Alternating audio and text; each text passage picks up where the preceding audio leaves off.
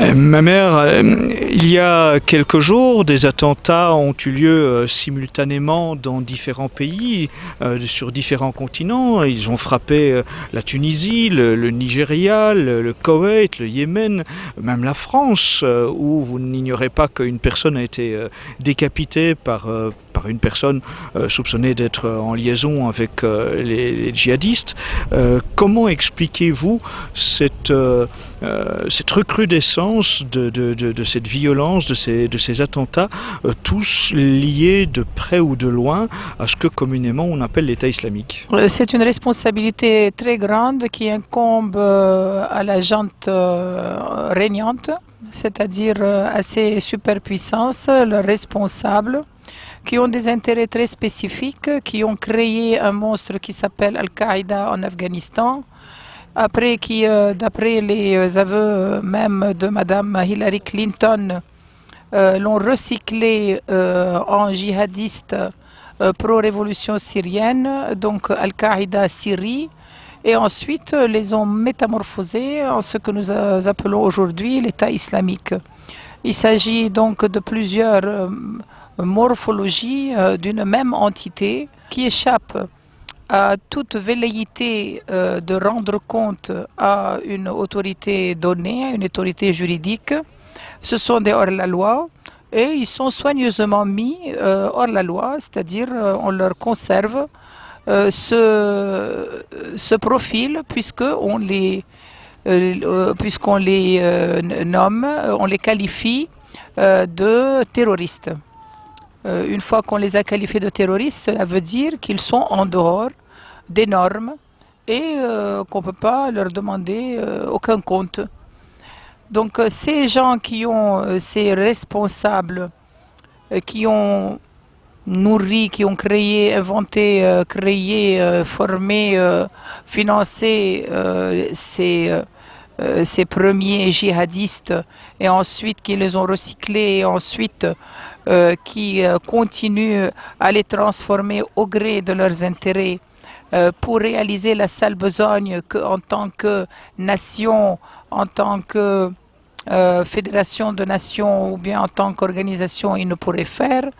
Voilà que la boîte de Pandore éclate et souvent est hors de contrôle, à moins que cela aussi est sous contrôle et que nous sommes devant le génie du chaos. On voudrait faire rentrer l'humanité dans cette sorte de course frénétique vers la sécurité en créant des dangers hélas qui se signent par le sang des innocents, mais ce sont des dangers virtuels qui n'existent que d'après les récits, d'après la scénographie, le montage scénographique de leurs auteurs. Nous ne sommes pas dupes et nous appelons l'opinion publique à ne plus être dupe de ces manœuvres médiatiques, de ces manœuvres de contrôle, de ces manœuvres d'hégémonie qui deviennent vraiment un véritable cauchemar.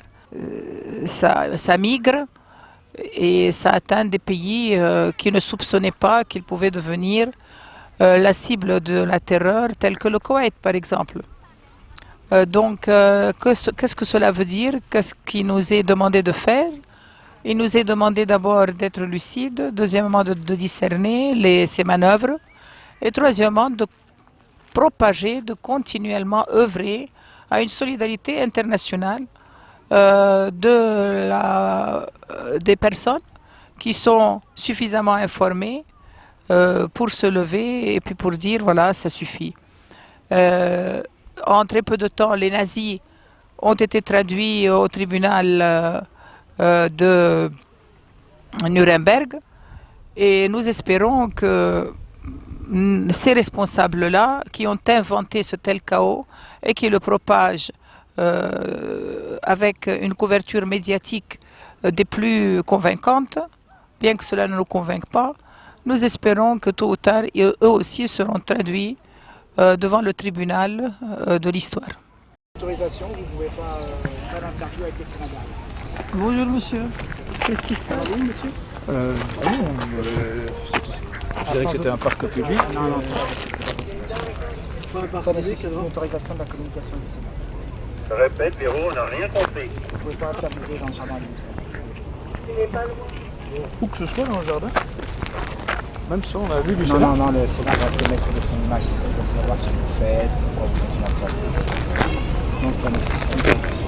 Il faut maintenant aller à l'extérieur.